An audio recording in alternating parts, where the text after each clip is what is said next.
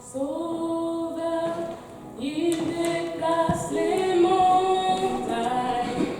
Mon Dieu est puissant sauveur. Il est puissant sauveur. À jamais est l'auteur du salut. Il est mort et ressuscité. Il a vaincu la mort.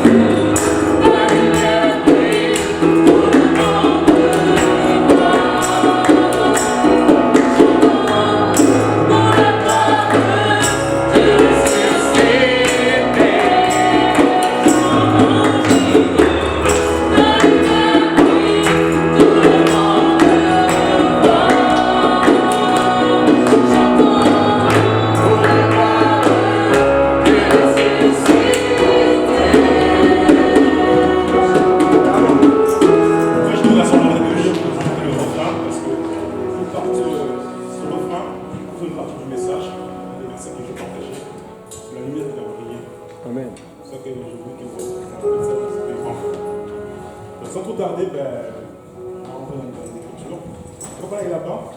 D'abord, je vais passer à de prier. Ok, prions Dieu Seigneur Jésus, merci pour ta grâce, merci pour ta bonté. Nous prions pour que tu ouvres nos cœurs, que nous recevions cette parole qui va venir de la part de ton serviteur, de ta part, mais pas ton serviteur. Nous prions pour que tu bénisses autant et que nous recevions et que nous la mettions en pratique. Que tout le monde dise au nom de Jésus. Au nom de Jésus. Amen. Avant de commencer, je vais un peu alors.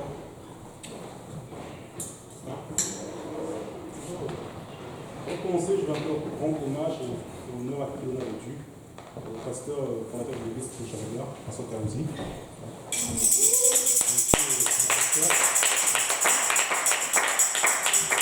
C'est un vraiment que moi personnellement, il m'enseigne beaucoup. Je crois que une fois que je ne suis pas très correct, il me corrige, mais c'est bon. Donc, avant que j'aille continuer l'enseignement, je vais écouter une anecdote. Dans le pasteur qui a un peu touché ça. C'était dans le bus, j'étais à Hochelaga et Fletcher. C'était une dame qui était devant moi comme ça. S'est évanouie et tombe par terre. Donc le bus a dû s'arrêter pendant 15 minutes. Tu vois. Pendant que je suis en train de relire mes notes, je vois qu'elle était devant moi comme ça, elle est tombée comme ça, elle a perdu conscience. On dit appeler les pompiers, la police, l'ambulance, tout ce monde-là. Ça a pris du temps. Après, ça a redémarré. J'arrive au métro Nord-Rouen, je vois que c'est fermé. Pendant une heure, le métro sera bloqué. Alors, je me dis que bon, ce message de ce soir va sûrement énerver quelqu'un, que le diable, Amen. mais qui va beaucoup édifier le corps de Christ. Amen. Qui est présent ici, qui nous suit en ligne, et qui nous suit plus tard en ligne. Amen. Donc sans trop tarder, on va lire le verset d'ouverture. C'est Matthieu 28, versets 19 et 20. Donc je vais lire. Voici ce que le Seigneur Jésus nous dit. Allez, faites de toutes les nations des disciples, les baptisant au nom du Père, du Fils et du Saint-Esprit, et enseignez-leur à observer tout ce que je vous ai prescrit.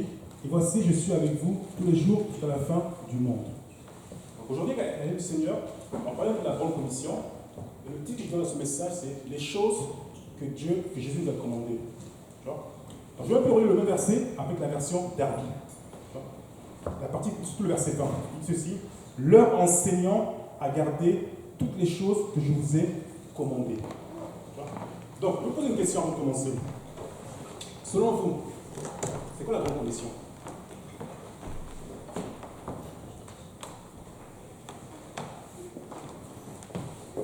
Quand on parle de grande commission, c'est quoi? Est-ce que ça n'est des lettres? Est-ce que ça n'est pas du vélo? C'est quoi la grande commission quand on demande ça de faire ça? C'est quoi pour vous?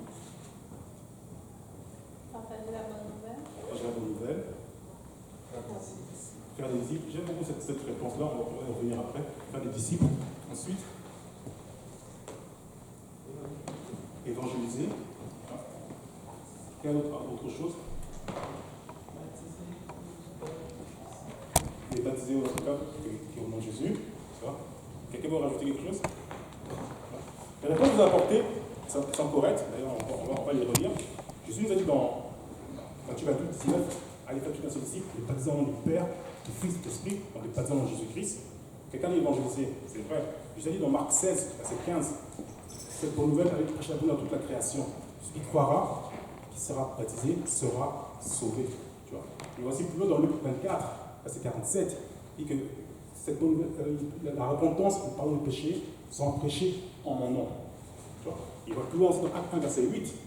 Jésus dit à ses apôtres, le Saint-Esprit, vous recevez une puissance, le Saint-Esprit survenant sur vous, vous serez mes témoins à Jérusalem, à Judée, dans Samarie, jusqu'au extrémité de la terre. Ça c'est bien. Mais aujourd'hui, il y a une partie de la grande commission qu'on ne parle pas trop souvent, sur lequel je vais mettre l'accent aujourd'hui. C'est au verset 20 de Matthieu 28. Je vais relire. Il dit ceci. Allez, faites de toutes les nations des disciples, les baptisants du Père, du Fils et de l'Esprit, et après il dit, et enseignez-leur à observer tout ce que je vous ai prescrit. D'accord, on prêche l'évangile, on va témoigner tout ça c'est bien, mais il y a aussi une partie qu'on doit faire, on le fait déjà, mais qu'on doit faire davantage, c'est enseigner-leur à observer tout ce que je vous ai prescrit. Tout à l'heure, le frère Mouriat, quand il m'a dit, faisons des disciples, cette réponse m'a beaucoup plu parce que on fait des disciples par l'enseignement. L'évangélisation va les convertir. Tu prêches que Jésus est mort pour tes péchés, qu'il a été enseveli, qu'il est ressuscité. Il faut que tu te repens, tu baptises dans l'esprit. Ça c'est bien. Il passe du païen à saint. passe des ténèbres à la lumière. Il y a la conversion. Mais il ne faut pas s'arrêter là. La conclusion, il y a aussi le suivi maintenant. Il faut faire de lui un disciple. Le disciple, ça se fait pas maintenant par l'enseignement. C'est pour ça que je vous encourage à enseigner des études bibliques du Messie. C'est à travers les études bibliques qu'on apprend qu'est-ce que ça peut être un disciple de Jésus-Christ. Bien sûr que les mercredis et les jeudis sont les églises. Le pasteur, il enseigne devant l'assemblée des saints, les enseignements qui nous aident à être des disciples. Mais la plupart des gens qu'on gagne à Jésus-Christ, ils ne viennent pas tout souvent à l'église. Il faut que nous, on aille dans leur maison pour leur enseigner la parole de Dieu. Aujourd'hui, on va parler un peu de plusieurs choses que le Seigneur nous a données, nous a commandé de faire. Donc, je vais lire un peu rapidement. Quelqu'un peut lire Philippiens 4, verset 9.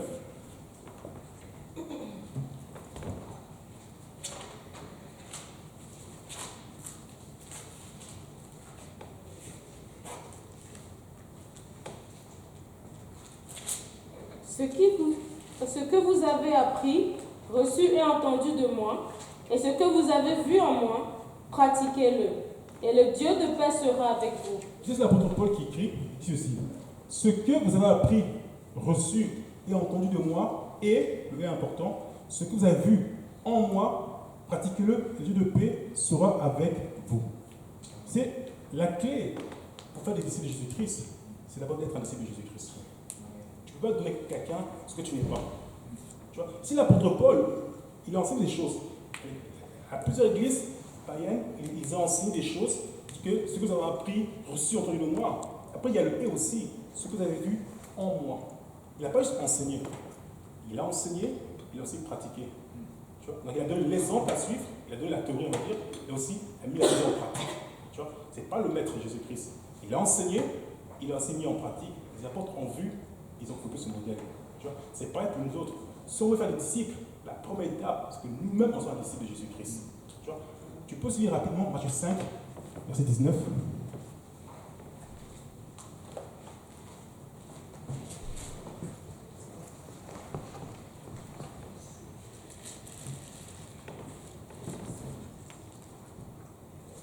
Celui donc qui supprimera l'un de ses plus petits commandements et qui enseignera aux hommes à faire de même, sera appelé le plus petit dans le royaume des cieux.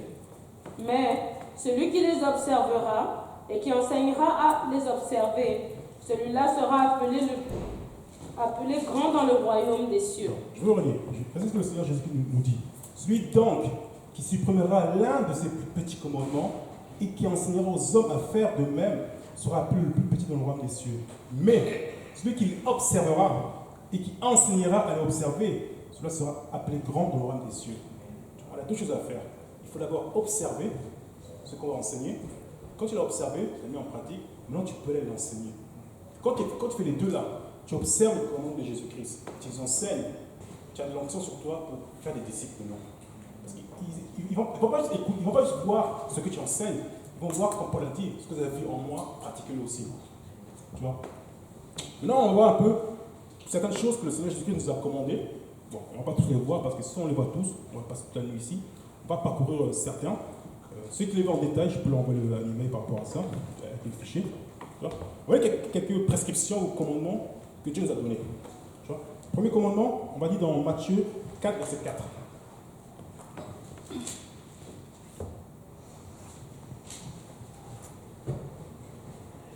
Jésus répondit, il est écrit, l'homme ne vivra pas de pain seulement, mais de toute parole qui sort de la bouche de Dieu. Donc Jésus dit, il écrit, l'homme ne vivra pas de pain seulement, mais de toute parole qui sort de la bouche de Dieu. C'est l'être humain, dans 1 Thessaloniciens chapitre 5, verset 3, l'apôtre Paul dit que l'être humain, l'homme, est composé de trois parties. Il y a l'esprit, il y a l'âme, il y a le corps. Tu vois? Il dit plus dans Galates 5, verset 16, marchez par l'esprit afin de ne pas accomplir les désirs de la chair. Tu vois? Il dit encore plus bas que parce que les désirs de l'esprit et de la chair sont opposés, afin de faire ce qu'on veut. Mais Dieu nous a donné libre arbitre, donc on fait ce qu'on veut. Mais Paul dit que on ne fait pas ce qu'on veut, parce qu'il y a un combat entre l'esprit et la chair. Tu vois? Le vainqueur entre l'esprit et la chair, c'est celui que tu vas suivre. L'âme se trouve au milieu. Dans l'âme, il y a ta décision. Si l'esprit est vainqueur sur la chair, l'âme va suivre l'esprit, va faire des choses qui plaisent à Dieu, va marcher par l'esprit. Maintenant, si la chair est vainqueur sur l'esprit, L'âme va faire les choses de la chair, elle fait les choses qui ne plaisent pas à Dieu. Tu vas marcher par la chair. Tu vois? Maintenant, comment faire pour que l'esprit soit vainqueur sur la chair? C'est comme Jésus vient de dire, que l'homme ne va pas seulement, mais de toute parole qui sort de la bouche de Dieu. Il faut que tu nourris ton esprit de la parole de Dieu. Quand tu nourris ton esprit de la parole de Dieu, tu es en train de rendre fort l'esprit et tu es en train de rendre faible la chair. Tu vois, c'est comme ça qu'on peut porter du fruit, lorsqu'on passe du temps dans la présence de Dieu, dans la prière et dans la parole de Dieu. Tu vois, il faudra plus loin dans Jean chapitre 15, il dit que sans moi, vous ne rien faire. Demeurez en moi et demeurer en ce cœur. Si tu demeures en Jésus-Christ, tu vas porter du fruit. Tu vois. Là, c'était le premier verset. Deuxième verset, d'où la chanson que Loretta a chantée, c'est Matthieu chapitre 5, verset 16.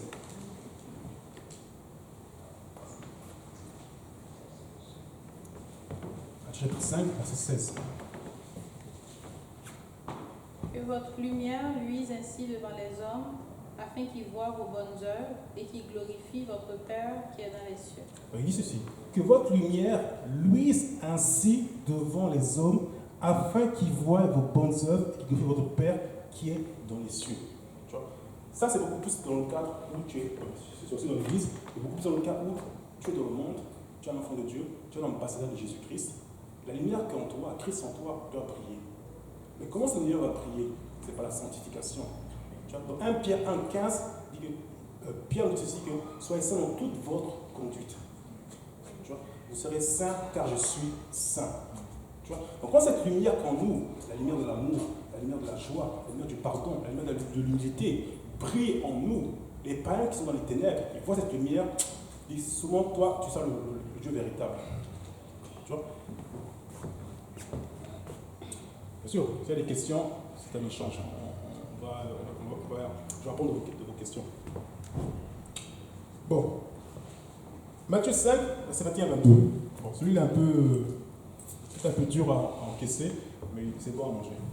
Matthieu chapitre 5, verset 21 à 22. Il a été dit que celui qui lui dit à Plus haut, il y a un verset qui est.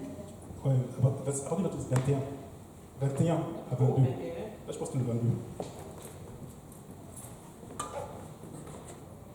Vous avez entendu qu'il a été dit aux anciens, tu ne tueras point, celui qui tuera mérite d'être puni par les juges. Mais moi, je vous dis que quiconque se met en colère contre son frère mérite d'être puni par les juges. Que celui qui dira à son frère, Raka, mérite d'être puni par le sang des biens.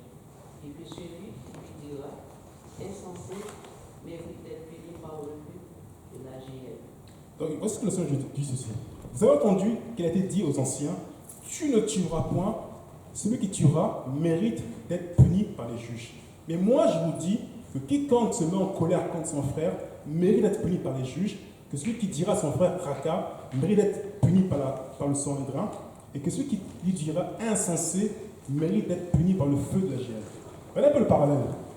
D'abord, il rappelle un peu l'Ancien Testament. Que dit l'Ancien Testament? Il dit ici que tu ne tueras point, celui qui tuera mérite d'être puni par les juges.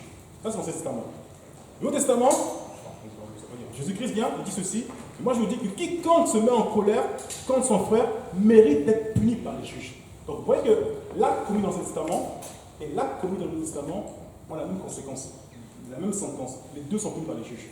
Ça veut dire quoi? C'est-à-dire que dans l'Ancien Testament, quand tu tues ton frère physiquement, tu dois être devant les juges.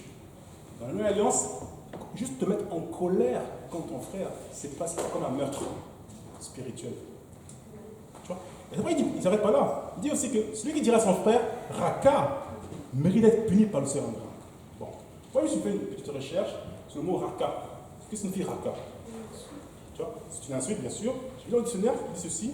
C'est un terme utilisé pour mépriser ou injurer quelqu'un en signifiant qu'il n'a pas de cervelle. Bref, c'est un vaurien. Tu vois, en tant qu'enfant de Dieu, on ne doit pas traiter notre frère, notre soeur, même pire encore, les païens, par des mots pas très beaux. Parce que ce n'est pas ça notre rôle. Tu vois. Après, il dit encore que celui qui dira insensé, mérite d'être puni par le feu de la géhenne. Donc, autrement dit que, quand tu. Au verset 22, Jésus nous dit que par notre comportement, mauvais comportement, par notre attitude, par notre mauvaise parole, on peut tuer quelqu'un. Tu vois? Donc, on peut tuer quelqu'un. Donc, on doit faire très attention à notre attitude, notre comportement et nos paroles. Ces paroles peuvent tuer quelqu'un. Bon, le prochain c'est Matthieu 5. Là, on est dans le processus d'être des disciples. Un disciple, c'est pas toujours rose. Il y a des moments où ça fait un peu mal, mais c'est ce que le Seigneur nous demande qu'on porte ce fruit. Tu vois? Le prochain verset, le verset, Matthieu chapitre 5, verset 23 à 24. Si donc tu présentes ton offrande à l'autel, et que là, tu te souviens que ton frère a quelque chose contre toi, laisse à ton offrande le droit à l'autel, et va d'abord se réconcilier avec ton frère, puis viens présenter ton offrande. Donc, parce que le Seigneur dit ceci. Si donc tu présentes ton offrande à l'autel, pour te faire un ministère, tout ça, et que là tu te souviens que ton frère a quelque chose contre toi, laisse d'abord ça, laisse ton offrande devant l'autel, et va d'abord te réconcilier avec ton frère, et viens présenter ton offrande. Tu vois? Le Seigneur est beaucoup intéressé. Dieu veut qu'on l'adore. Il veut qu'on fasse le ministère, tout ça, mais qu'on le fasse dans la pureté, dans la sainteté. Tu vois? Si tu as un problème avec quelqu'un, va d'abord, mets-toi ce que tu faisais, va d'abord te réconcilier avec lui. Qu'est-ce que dit l'Hébreu 12, 14? Rechercher la paix et la sanctification sans laquelle nul ne verra le Seigneur. Ni toi, ni la personne qui fait le mal, et ni les païens qu'on veut sauver, à cause de notre mauvais comportement. Tu vois? Matthieu, chapitre 5, versets 38 à 39.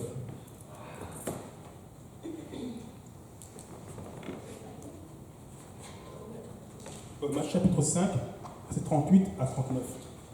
Vous savez à qui il a été dit, l'œil pour l'œil et dent pour dent.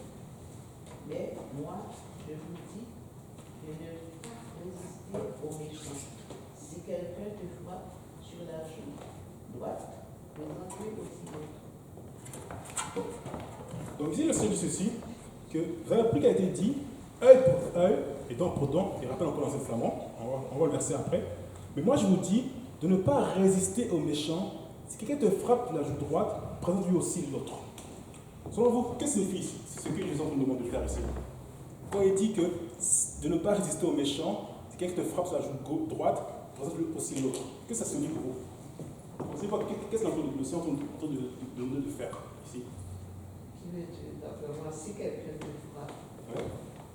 puis tu dis bien à la personne, Ok, tu tournes le dos. c'est bon. Quelqu'un a autre chose?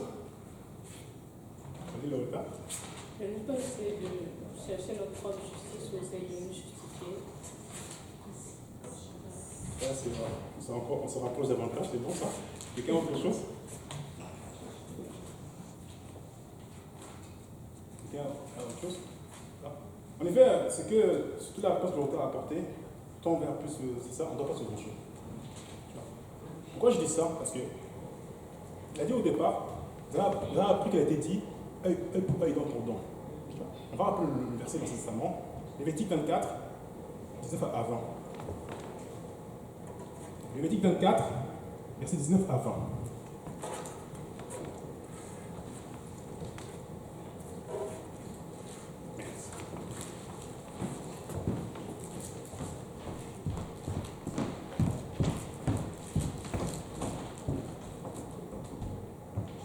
Si quelqu'un blesse son prochain, il lui sera fait comme il a fait.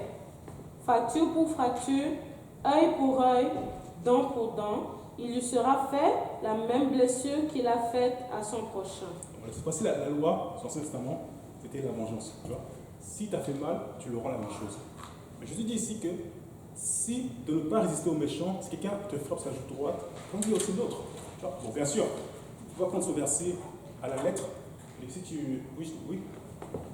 Moi, je dis, si elle me laisse savoir parce que ça parle du méchant, donc c'est pas forcément ton frère ou ta soeur.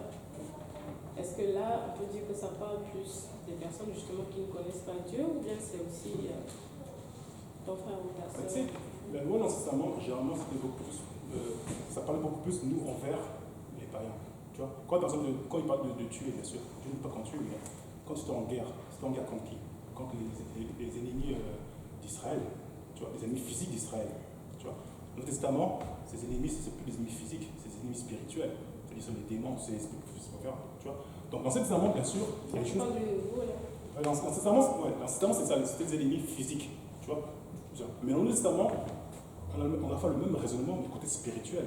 C'est-à-dire qu'on ne doit pas se venger avec, que ce soit un frère qui te fait du mal, ou bien un païen qui te fait du mal, tu ne dois pas te venger. Tu vois. Parce que sur la grâce, il y a des choses qu'on ne fait pas, qu'on faisait sur la loi. Tu vois. Réguisé dans le Testament, œil pour œil, dent pour dent. Dans le Testament, Jésus ne veut pas qu'on fasse œil pour œil, dent pour dent. Même si c'est un païen qui t'a fait du mal, tu dois le pardonner, tu dois pas te venger. Tu vois.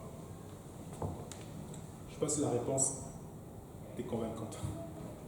Oui, mais justement le passage, ce qu'on a vu avant, ça disait justement de ne pas faire du mal à son prochain, de faire attention à ce qu'on dit. Et ça, d'un côté, il y a cette responsabilité que nous avons. Maintenant, il y a de l'autre côté aussi, il ne faut pas non plus se venger quand quelqu'un nous fait quelque chose. Mais ça peut arriver qu'un frère et soeur, il y a quelque chose qui se passe, donc il ne faut pas qu'on se venge. Mais de notre côté aussi, nous, on a la responsabilité de ne pas faire du mal à l'autre, fait que c'est comme... Oui, ça, je vois un peu de personnes qui sont très dans Corinthiens. Dieu nous appelle à la liberté. Mais que notre liberté ne soit pas une occasion de chute les autres. Donc, on a la responsabilité de ne pas être la personne qui va offenser les autres. Si tu sais que... Bon, il faut pas faire exprès de faire du mal à quelqu'un. C'est ça qu'on doit veiller. Parce que l'esprit est ardent, la chair est faible. Tu vois, on doit veiller à ce qu'on ne soit pas une occasion de chute. C'est clair, bien sûr, ça peut arriver des fois que, sans faire esprit, on fait de mal à quelqu'un. Tu vois. Mais là, on est dans le cas où tu sais que si tu fais cet acte, ça va faire du mal, ne le fais pas.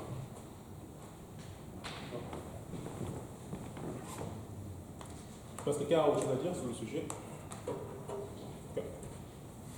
On va lire un peu Matthieu 5, 43-45.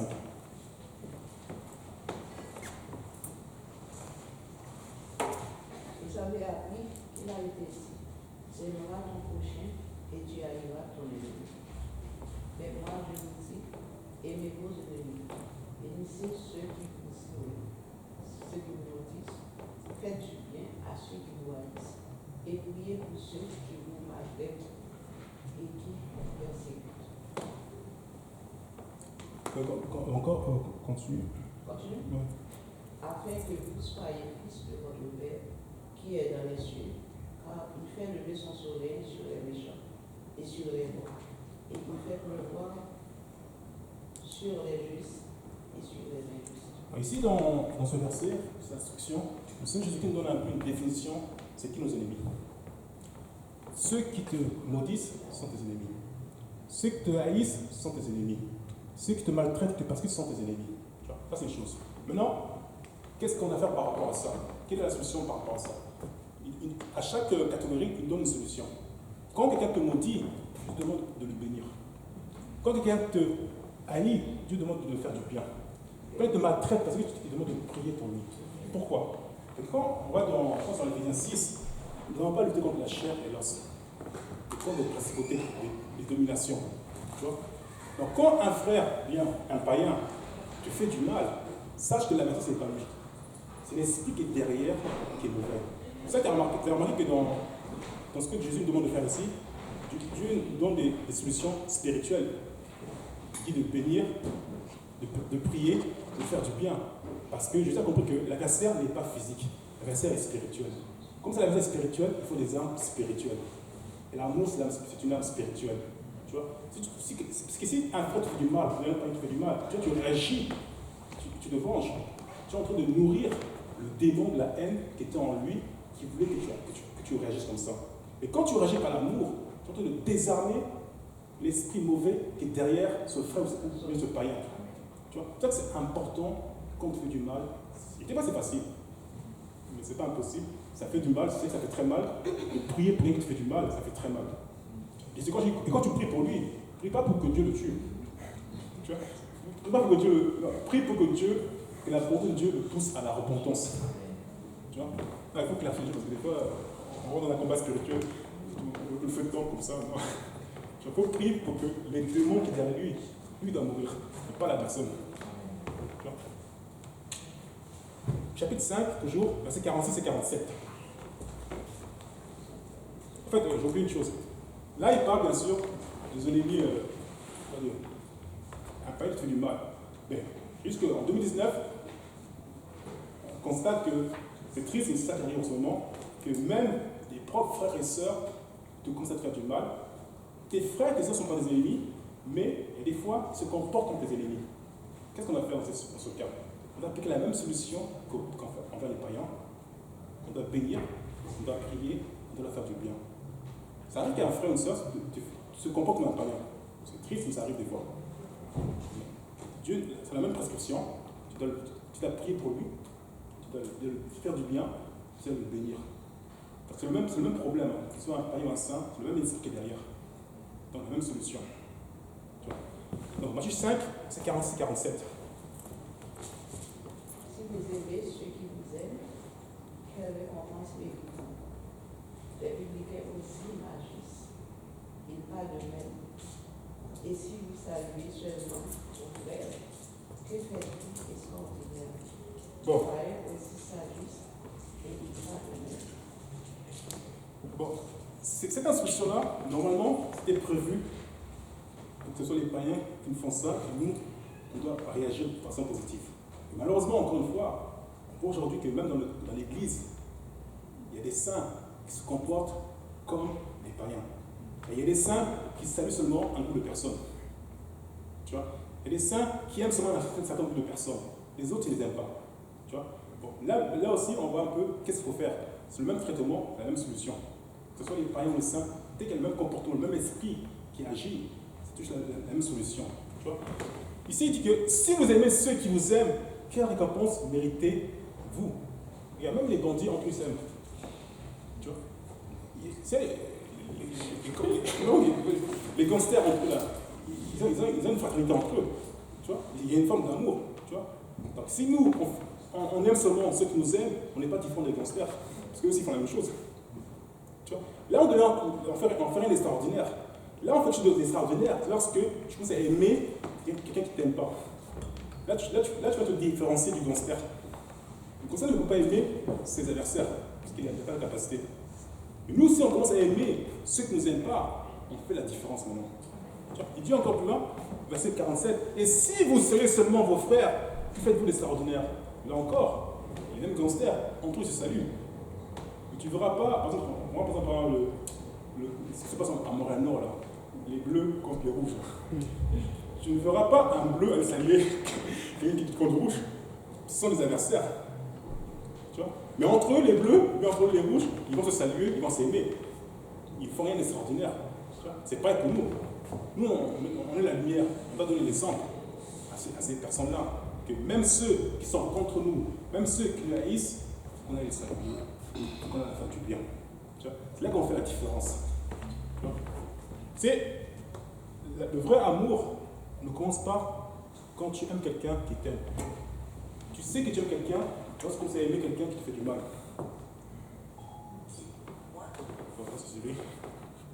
Quand tu commences à aimer quelqu'un qui te fait du mal, là tu commences à aimer.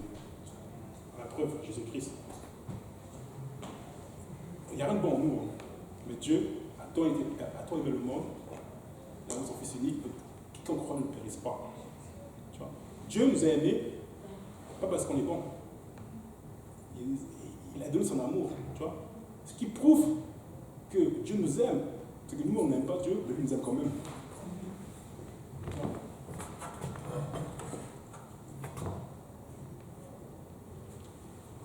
Non, pardon, on va parler du pardon maintenant.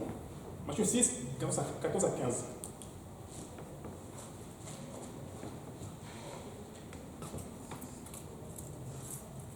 Si vous pardonnez aux hommes leurs offenses, votre Père céleste vous pardonnera aussi.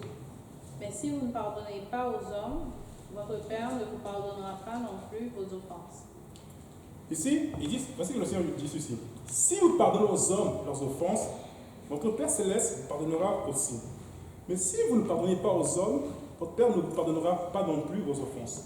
Je vais poser une question. Selon vous, combien de raisons existe-t-il, d'après les Écritures, où Dieu ne peut pas nous pardonner? Je pose la question.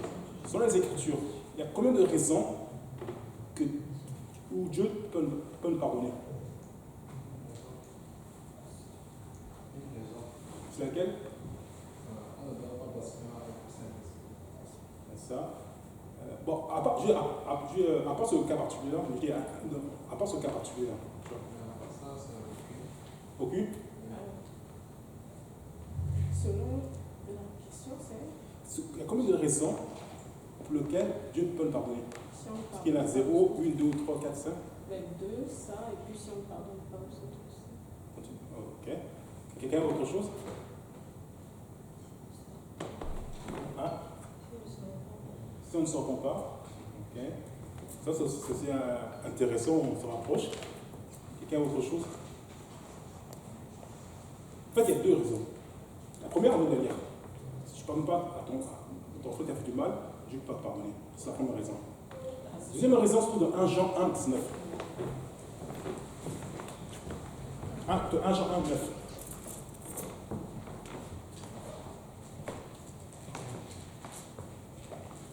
Si nous disons que nous n'avons pas péché, nous nous séduisons nous-mêmes et la vérité n'est point en nous. C'est ça? Non, 1 Jean chapitre 1, verset 9. Verset 9. Si nous confessons nos péchés, c'est ça?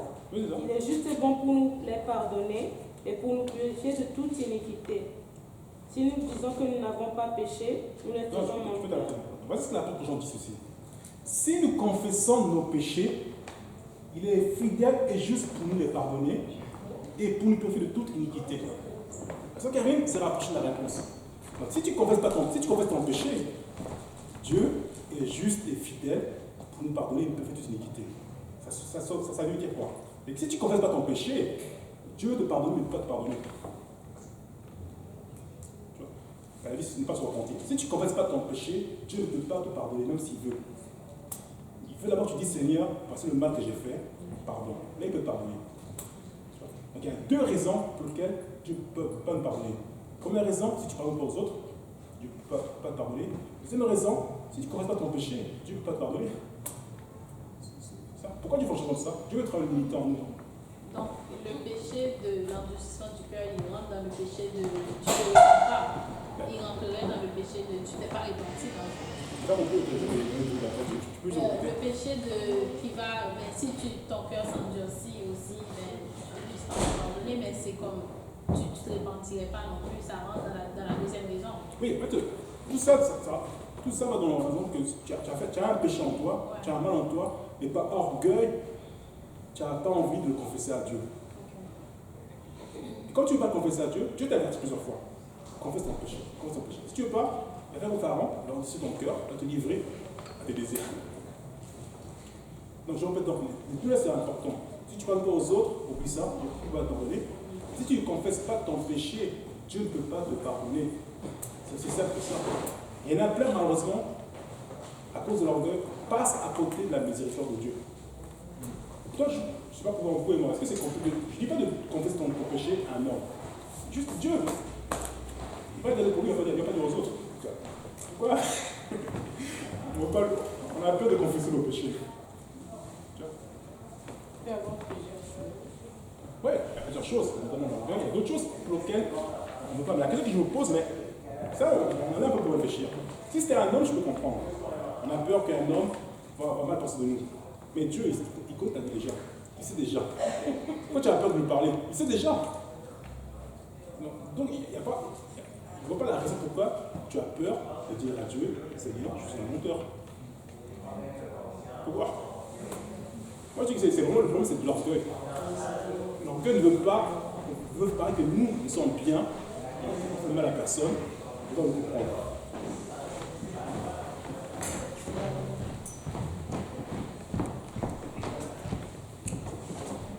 Bon. Autre chose aussi. C'est quand on demande pardon, généralement on demande pardon à celui qui nous a offensé, à celui qu'on a offensé. Si tu as offensé Dieu, tu demandes pardon à Dieu. Si tu as offensé ton prochain, tu demandes pardon à Dieu, tu demandes aussi pardon à la personne que tu as offensée. Pourquoi quand tu pêches contre ton frère, pourquoi tu demandes pardon à Dieu d'abord? Parce que tu as désobéi au commandement qui est souvent, aimer les uns les autres, ça va le faire à l'église, bien envers tout le monde, tu demandes ton prochain commandement. À cause de ça, tu demandes pardon à Dieu. Maintenant, l'autre côté, c'est que des fois et souvent, c'est ce qu'on fait, on fait mal à un frère, on demande pardon à Dieu, on s'arrête là. Non, il ne faut pas t'arrêter là, il faut continuer. Le fois que tu as fait mal, là, et qui sait que tu as fait mal, il faut lui demander aussi pardon. Tu vois, tu ne peux pas dire, par exemple, je vais mal à Loretta, je demande pardon à son carré. Ça ne passe pas. Si je fais mal à Loretta, il faut que je demande pardon à Loretta. Si tu fais mal à l'enfant de Dieu, demande pardon à Dieu et à l'enfant de Dieu qui a fait mal. Les deux. Nous, on va parler un peu des inquiétudes. On va lire Matthieu chapitre 6, 24 à 34. 24. Ouais. Matthieu chapitre 6, verset 24 à 34. Jusque là, est-ce que tout va bien? Nul ne peut servir deux maîtres, car ou il haïra l'un et il aimera l'autre, ou il s'attachera à l'un et il méprisera l'autre. Vous ne pouvez servir Dieu et Mammon. C'est pourquoi je vous dis, ne vous inquiétez pas pour votre vie de ce que vous mangerez, ni pour votre corps de quoi vous serez vêtus. La vie n'est-elle pas plus que la nourriture et le corps plus que le vêtement? Regardez les oiseaux du ciel, ils ne sèment ni ne moissonnent, et ils n'amassent rien dans les greniers. Et votre Père céleste les nourrit. Ne valez-vous pas beaucoup plus qu'eux? Qui de vous, par ses inquiétudes, peut ajouter une coudée à la durée de sa vie? Et pourquoi vous inquiétez au sujet du vêtement? Considérez comment les lys des champs. Ils ne travaillent ni ne filent. Cependant, je vous dis que Salomon, même dans toute sa gloire, n'a pas été vêtu comme l'un d'eux. Si Dieu revêt ainsi l'herbe des champs, qui existe aujourd'hui et qui demain sera jetée au four, ne vous vêtira-t-il pas à plus forte raison, gens de peu de foi? Ne vous inquiétez donc point et ne dites pas que mangerons-nous, que boirons-nous, de quoi serons-nous vêtus? Car toutes ces choses, ce sont les païens qui les recherchent. Votre Père céleste sait que vous en avez besoin. Cherchez premièrement le royaume et la justice de Dieu, et toutes ces choses vous seront données par-dessus. Ne vous inquiétez donc pas du lendemain, car le lendemain aura soin de lui-même. À chaque jour suffit sa peine. Ici, dans tout ce verset-là, Seigneur, le commandement que Dieu nous donne ici, ce n'est pas nous inquiéter. Tu vois? Moi, ce matin, quand je lisais un peu ce texte-là, moi j'ai une révélation. Tu vois? Pendant longtemps, quand je lisais ce Matthieu 6, 24 à 34, je n'ai jamais fait le lien entre le verset 24 et le verset 25. On va le lire ensemble. Nul ne peut servir deux maîtres, car où il haïra l'un et aimera l'autre, où il s'attachera à l'un et méprisera l'autre. Vous pouvez servir Dieu et Maman. Moi, pendant longtemps, ça s'arrêtait là. 25, c'est autre chose. Voici le lien. Il dit, c'est pourquoi je vous dis, ne vous inquiétez pas pour votre vie, de ce que vous mangerez, ni pour votre corps, de quoi vous serez vêtus. La vie n'est-elle pas plus que la nourriture et le corps plus que le vêtement? Je vous ai dit dans le verset 24 que tu ne peux pas servir deux dieux à la fois, deux maîtres à la fois. Ou tu vas servir Maman et tu vas haïr Dieu, ou tu vas servir Dieu et tu vas haïr Maman. Tu vois? Mais après, verset 25, je te donne un peu qu'est-ce qu'il ne faut pas faire pour ne pas servir Maman. D'abord, c'est qui Maman d'abord? Moi, j'ai fait une petite recherche. Maman, j'ai mis ça ici, c'est un mot d'origine araméenne signifiant richesse. Tu vois? Donc, c'est le dieu de l'argent ou le dieu de la richesse matérielle. Tu vois? Donc, il y a d'un côté Jéhovah, Dieu, qui est le dieu de la richesse spirituelle, de toute richesse. D'un côté, il y a un faux dieu qui donne le titre de le dieu de la richesse matérielle. Tu vois? Verset 25, Jésus nous donne un peu qu'est-ce qu'il ne faut pas faire pour ne pas servir Maman.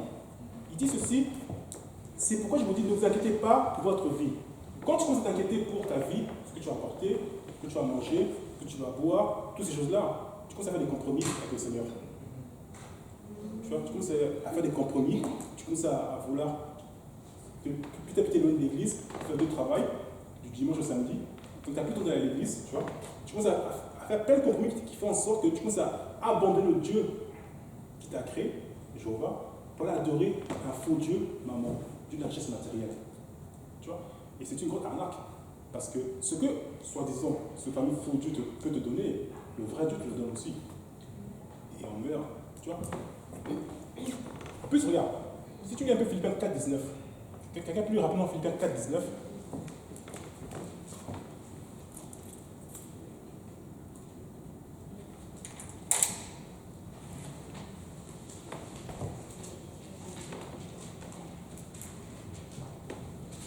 Mon Dieu pourvoira à tous vos besoins selon sa richesse. Avec gloire en Jésus. Avec gloire en Jésus. Voilà, je vais reprendre le verset. Philippiens 4, 19, voici ce que l'apôtre Paul dit. Et mon Dieu pourvoira à tous vos besoins selon sa richesse avec gloire en Jésus-Christ. En gros, tu ne vas pas besoin de servir maman. Parce que Jéhovah, le Dieu Tout-Puissant, peut pourvoir à tous tes besoins. Il est infiniment riche. Tu vois. Je reviens un peu Matthieu 6, verset 26. On dit ceci, regardez les oiseaux du ciel, ils ne sèment, ils ne moissonnent, ils n'amassent rien dans les greniers, et votre Père Céleste les nourrit. Moi j'ai un peu du travail là, au Canada. Lorsque j'étais à Québec là, c'est un jeune Québécois. Tu vois, comme on sait, il croit pas en Dieu, tout ça, il a athée. Lui il croyait au départ que nous les hommes, on est des singes. Tu vois, il croyait à la théorie de l'évolution. Moi je lui ai dit que non, nous on n'est pas des singes, Dieu nous a créés. Tu vois. Après, un jour comme ça, il vient me dire à Pau, mais c'est quoi Pau? J'ai un peu réfléchi à ton affaire. Ça donne plus de foi de croire que l'homme vient du singe que de croire que Dieu nous a créés. Ouais, après, il a la conclusion que tu as raison, que Dieu nous a créés. Mais je reviens pour le verset 26. Je disais à mon collègue là, est-ce que tu as vu un oiseau à la maxi avec un charmeau pour faire les trousses? Tu as vu un oiseau au supermarché faire ses courses? Tu vois. Et pourtant, Jésus dit ceci, regardez les oiseaux du ciel, ils ne sèment, ils ne moissonnent, ils n'amassent rien dans les greniers. Tu vois. Si nous, les êtres humains, on a été créés à l'image de Dieu, on a plus d'importance sur le Dieu que les animaux. Si les animaux ne font pas les courses comme nous, mais Dieu les nourrit, à combien de fortes raisons que toi et moi sommes des êtres créés à l'image de Dieu, Dieu ne pourra pas nos besoins. Tu vois.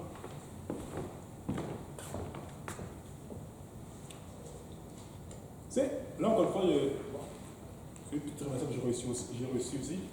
C'est dans Philippiens 4.9 qu'on a eu au départ là, donc, où il disait que ce que vous avez appris, reçu et entendu de moi, et ce que vous avez vu en moi, pratiquez-le. Plus loin, il dit au verset 6 de Philippiens 4, ceci, Paul dit ceci, ne vous inquiétez de rien, mais en toute chose, faites connaître vos besoins à Dieu par des prières, des explications et des actions de grâce. Quand je vois ce verset au verset 6, et plus le verset 9, il dit que Paul pratiquait les Écritures. Je me suis dit que donc, ça veut dire que l'apôtre Paul, lui, ne s'inquiétait pas.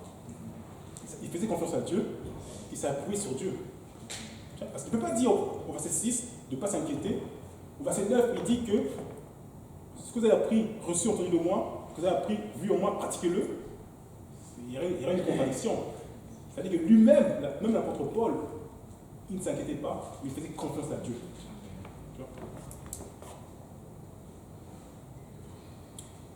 Matthieu 7, Matthieu 7, verset 12, avant qu'on aille là-bas, moi je ne sais pas pour vous, mais j'ai fait un petit bilan de 2019 dans ma vie. J'ai arrivé à cette conclusion que l'année 2019, c'est une année où Dieu m'a beaucoup béni financièrement.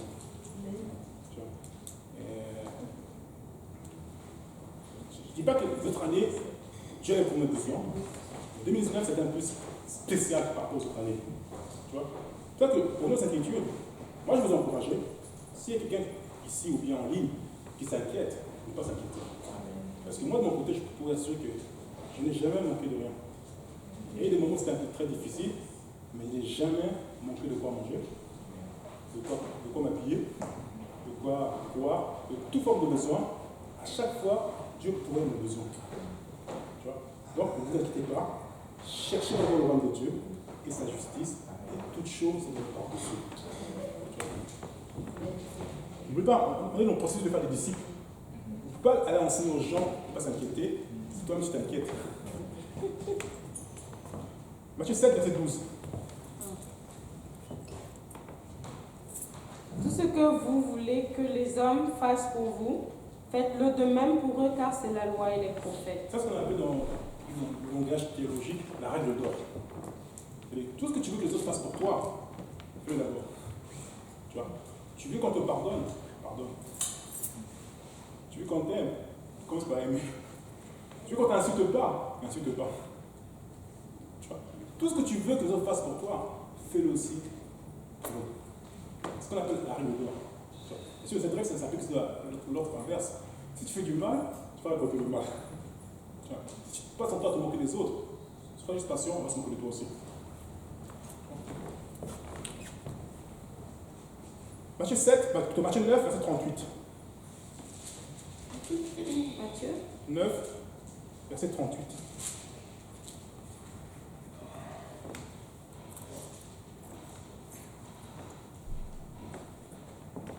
Priez donc le maître de la moisson d'envoyer des ouvriers dans sa moisson. Tu sais, des fois, quand, toujours le verset dit ceci, priez donc le maître de la moisson d'envoyer des ouvriers dans sa moisson.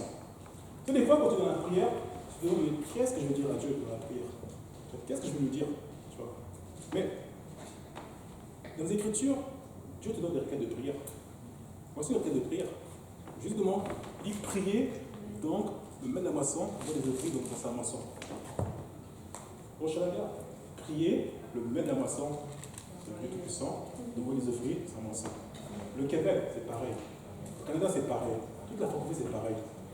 Il y a des requêtes de prière que Dieu nous donne ici. Ça, c'est juste une des requêtes de prière. Si tu lis bien les épîtres de Paul, il y a encore d'autres requêtes de prière qui sont données là. Tu vois? C'est quand tu vas à la banque, tu veux acheter quelque chose, au nom du gouvernement, on te le donne. Parce que le gouvernement est garant. On sait qu'eux, ils payent. Ce n'est pas les Écritures. Si tu écoutes les Écritures, tu es sûr que ta prière va être écoutée par Dieu. Que dit Jérémie 1,12? Je veille sur ma parole afin de l'exécuter. Quand tu écoutes les Écritures, tu es sûr et 100% que cette prière va être exaucée par Dieu. Parce que c'est sa parole. Il ne peut pas se régner lui-même. Sa parole a de la puissance. Quand tu prends nos propres requêtes personnalisées, on peut se poser des questions, est-ce que Dieu va les écouter ou pas? Si tu écoutes sa parole, c'est sûr que ça va s'exaucer. Même pas aujourd'hui, demain, autant convenable fixé par Dieu, ça va s'exaucer. Moi, je vous encourage, si vous ne savez pas quoi dire dans la prière, ouvrez les Écritures, il y a beaucoup de requêtes de prière dans les Écritures.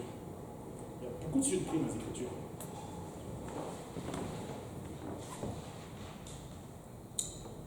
Bon, les trois autres versets, c'est un peu délicat, on va comme le partager. C'est Matthieu 10, 37 et 38.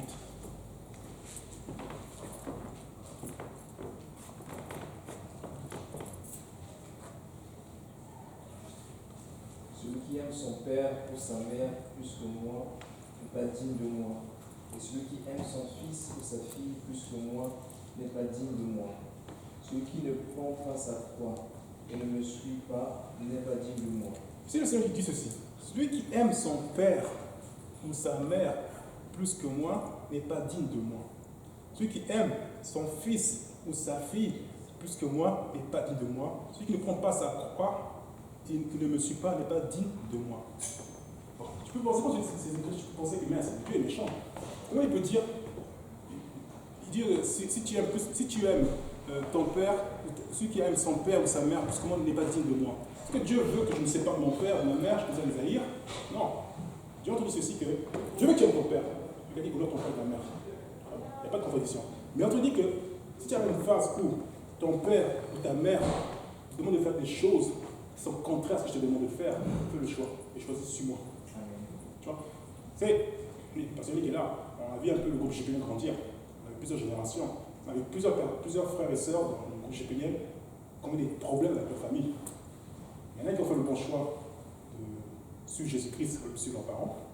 Et d'autres, malheureusement, ont fait le mauvais choix de céder à la pression, de se ranger vers les parents et d'abandonner le Seigneur Jésus-Christ. Tu vois? C'était un peu dur pour nous de voir des frères qui ont quitté la maison de Dieu parce que le père n'était pas d'accord avec la doctrine qu'on enseignait, ou la mère n'était pas contente de ce qu'on enseignait. Mais Jésus disait que Dieu nous donne un avertissement que Si tu choisis d'aimer ton père ou ta mère plus que moi, tu n'es pas digne de moi. Tu vois? C'est pareil dans le côté aussi. Il dit aussi que celui qui aime son fils ou sa fille plus que moi n'est pas digne de moi. C'est très délicat parce que tant que mère ou père, tu aimes ton enfant. Tu vois? Dieu a entendu dire que ceci, que si ta fille ou ton fils t'empêche de me suivre, tu dois choisir de me suivre. Tu vois? Il y a aussi des cas comme ça où des gens sont vraiment dévoués à suivre le Seigneur, mais à cause de leur fille, de leur fils, qui leur font la guerre, malheureusement, ils choisissent de quitter le Seigneur pour être en harmonie avec ses enfants. Et c'est triste, parce qu'à la fin des temps, ce n'est pas sa fille qui va le justifier, c'est le Créateur. Après, il dit, ceux qui ne prennent pas sa croix, ne me suivent pas, n'est pas dit de moi. Quand il dit croix ici, ce n'est pas la croix physique, qui me l'a acheté ici là, c'est pas de ça, c'est pas de la croix, la marche chrétienne. Amen. Tu vois, là, il faut dire, parce que des fois, les gens vont croire que là, il faut que je porte ma croix, parce que je suis digne du Seigneur. La croix ici, c'est vraiment le fardeau que Dieu te donne. Tu vois, aimer ton frère et ta soeur qui ne t'aiment pas, c'est une croix. Marcher dans la sanctification, c'est une croix. Pratiquer la justice, c'est une croix. Marcher humblement avec Dieu, c'est une croix. Pardonner si tu t'en fais du mal, tu portes ta croix. Donc quand toutes ces choses arrivent et tu as mal, estime-toi heureux. Tu vois, une parenthèse, Matthieu 5, verset 12.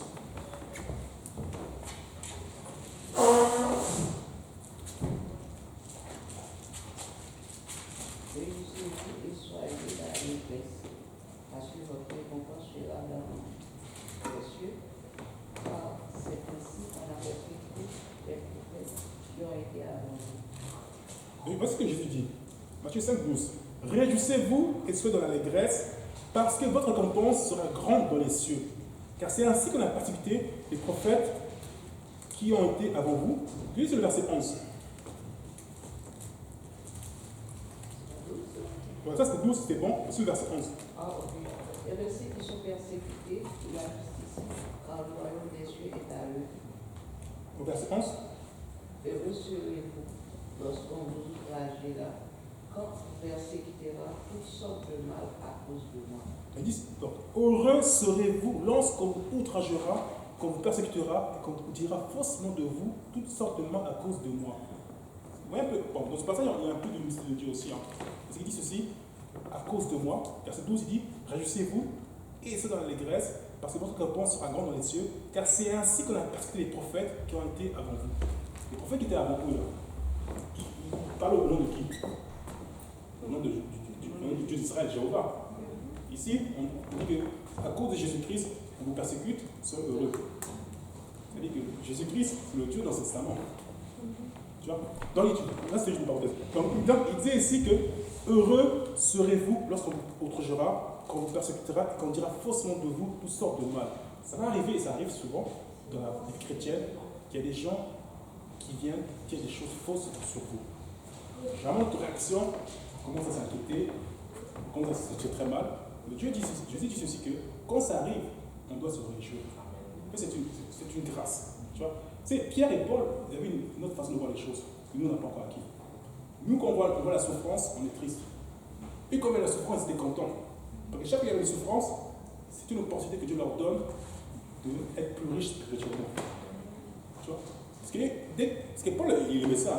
Quand on le fait du mal, il savait que si je rends grâce à Dieu dans cette situation, on compte aussi à être crédité. Tu vois? Nous, malheureusement, quand on voit les souffrances, on commence à se plaindre, on veut que les souffrances quittent. Tu vois? Moi, j'ai appris un truc, ça fait un peu dur, mais j'ai appris ça. Quand Dieu permet de souffrir dans ta vie, il y a deux choses. Soit c'est toi qui vises, soit c'est quelqu'un d'autre qui vise. Si c'est toi qui vises, il veut travailler en toi le comportement, il veut te changer. Mais si ce n'est pas toi, c'est les autres, il veut à travers toi qu'il donne l'exemple à suivre aux autres.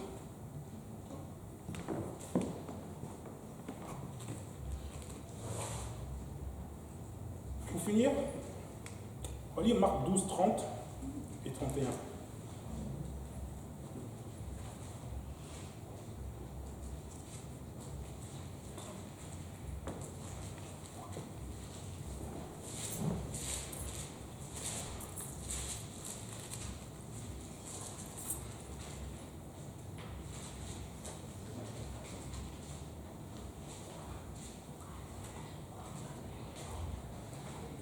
Marc 12, Tu aimeras le Seigneur ton Dieu de tout ton cœur, de toute ton âme, de toute ta pensée et de toute ta force.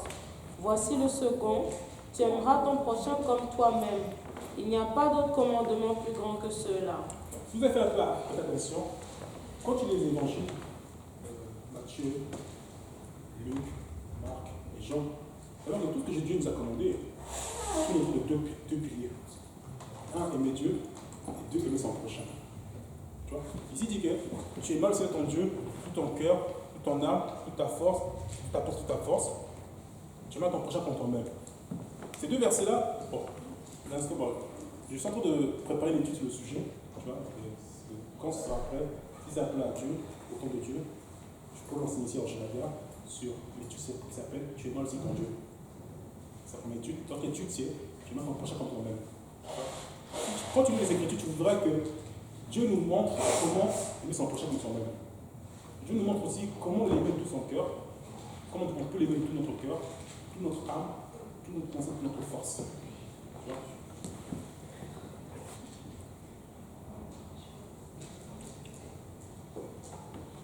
Tu vois? Voilà. Là, j'ai fini.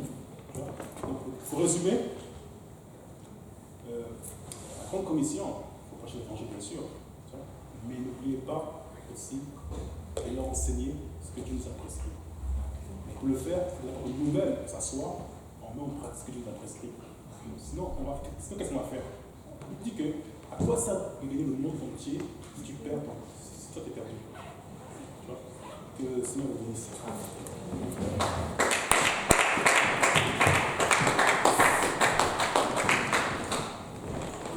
Alléluia, merci beaucoup, Frère. Donc, j'ai retenu quelque chose de particulier, s'il vous plaît. Ne priez pas que Dieu me tue. Je ne sais pas si j'ai prié ça, mais en tout cas, je pense qu'il a fait une prière similaire quand j'étais encore au niveau converti, quand j'étais mal aimé. Donc, je sais que si j'ai fait cette prière-là, quelqu'un a dû faire cette prière-là. Amen, il faut être honnête. Donc, aussi, je voulais ajouter quelque chose parce que son message aussi, ça suivait un peu ce que le pasteur disait dernièrement à dimanche. Vous savez, des fois, on veut travailler pour Dieu, mais il y a beaucoup d'obstacles. Des fois, il y a la colère, des fois, il y a ça. Il faut savoir pardonner. Et ce n'est pas facile. Mais il y a quelque chose que je voulais ajouter, que peut-être les gens ne savent pas, parce que le pasteur avait expliqué ceci, que beaucoup de gens prient, mais ils prient mal. Amen. Mais alors, comment tu fais alors? Parce que tu te sens bloqué. Bon, je prie beaucoup, je fais ça, je passe de 1 heure à 2 heures de prière, 3 heures par jour, mais ça ne change pas. Mais il y a un truc qu'il faut ajouter à la prière, qu'on sait mais qu'on ne fait pas souvent. Il y a le jeûne. Le jeûne et la prière est très puissant. C'est pour ça qu'il avait dit, je rappelle l'important parce que je sais que c'est pour quelqu'un aujourd'hui, que c'est difficile de jeûner, personne n'aime jeûner. Parce que quand tu jeûnes, même parfois prier, si tu n'as pas remarqué, tu es fatigué, tu es épuisé. Le jeûne, ça brise beaucoup la santé. Et c'est là où je lutte aussi. Quand je sais que j'ai fait quelque chose, même quand je ne sais pas, et que je sens que quelqu'un m'a offensé, parce qu'on a dit en général quand on t'offense, c'est peut-être parce qu'il y a quelque chose qui n'est pas bon à toi. Amen. Alors je fais tout pour jeûner. C'est pour ça qu'il faut continuer de se battre pour jeûner. C'est pour ça qu'il faut continuer de se battre. Il n'y a pas un moment où tu dis ok, je vais arrêter de jeûner. Parce que quand tu jeûnes, ça te brise toi-même. Amen. Ok, donc le frère Paul a eu l'honneur de terminer le dernier service de cette année. Parce que vous savez que la semaine prochaine c'est Noël, c'est le 24, et nous serons à l'église. Amen. Attends. C'est le 25 qu'on a dit, c'est le 24. C'est le 24, en soirée, oui, c'est le 24. Et puis le 31 aussi, nous avons le service de soir. Donc, on va revenir ici seulement le 7 janvier. Amen. Donc, ne mangez pas trop, priez, jeûnez. Après avoir mangé. Amen. Et puis, on va continuer nos activités. Mais entre-temps, on va continuer la prière à l'Est, comme je vous ai dit, chaque dimanche soir. Et on va aussi, pour le 29, on va plutôt aller chez moi, on va prier 30 minutes et puis on va faire les activités. Et on va parler avec les hommes, frère Willy et frère Moria pour la prière avec les gars et les sœurs, vous allez parler entre vous pour la prière avec les sœurs. Amen. Donc on va prier pour bénir le repas. Si le frère Moria peut bénir le repas et bénir le temps de fraternité.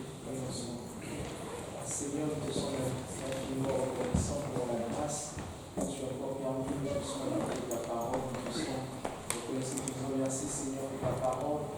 Nous voulons, Seigneur, garder ce que nous avons écouté et mettre cela en pratique. Merci, Seigneur, pour ton serviteur. Prions que tu puisses encore l'utiliser puissamment, Seigneur. Seigneur Jésus. Te prions aussi pour le repas, Seigneur, que tu puisses sanctifier et aussi pourvoir à ceux qui en ont besoin, Père. Au nom de Jésus, te prions. Amen.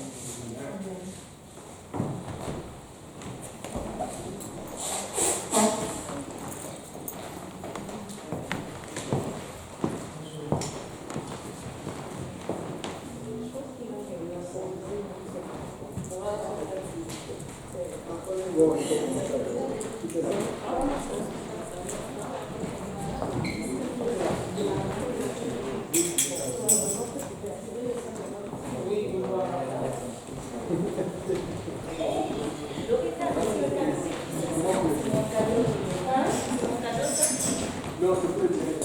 Le cadeau de Jésus. Il faut faire les lives. Oui, parce que nous, ça paraît.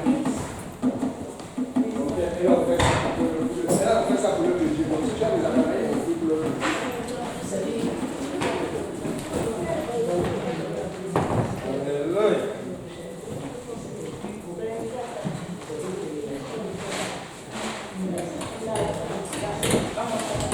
Alléluia.